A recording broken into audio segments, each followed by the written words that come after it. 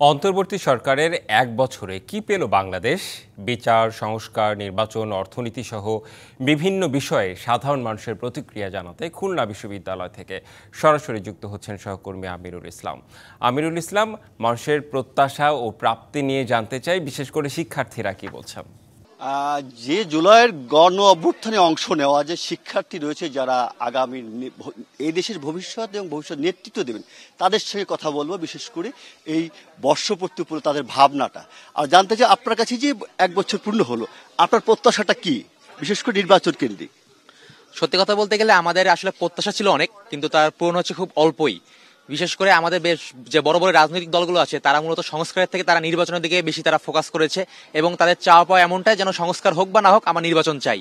এবং এর কারণে আমরা যেটা দেখতে পেয়েছি যে আসলে আমাদের যে মৌলিক সংস্কার, যেটা আমাদের ফ্যাসিবাদী সিস্টেমটাকে ধ্বংস করার জন্য কিংবা সামনে যে নতুন ফ্যাসিলিটি সিস্টেম তৈরি হয়, সেটার থেকে তাদের খুব একটা গুরুত্ব নেই।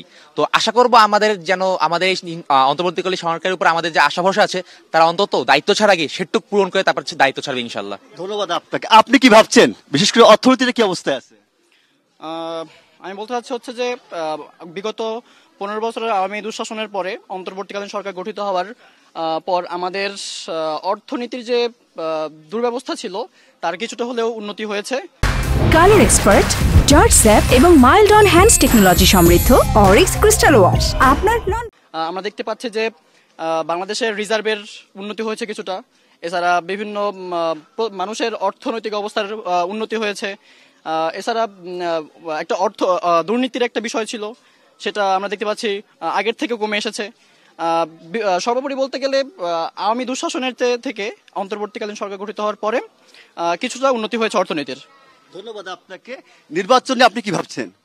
নির্বাচন আসলে এখন আমার কাছে মনে হয় যে যে এক্সপেকটেশন নিয়ে অন্তর্বর্তীকালীন সরকার গঠন করা হয়েছিল, সেই এক্সপেকটেশন পুরোপুরি ফুলফিল হয়নি। ধন্যবাদ আপনাকে। এবং যেমনটা প্রত্যাশা করছেন, বিশেষ করে যারা তরুণদের প্রত্যাশা যে একটা ভালো দেশ পরিণত হবে, যে আন্দোলনে তারা যে সংস্কার বা নির্বাচন, সেটা একটা সুষ্ঠু অবাধ গ্রহণযোগ্য নির্বাচনের মধ্য দিয়ে একটা স্থিতিশীল আসবে, এমনটাই প্রত্যাশা করছেন তরুণ সমাজ। এটাই হচ্ছে সর্বশেষ অবস্থা। জি, শুনতে পারলাম প্রাপ্তি এবং প্রত্যাশা নিয়ে মিশ্র প্রতিক্রিয়া। ধন্যবাদ আপনাকে আমিরুল ইসলাম।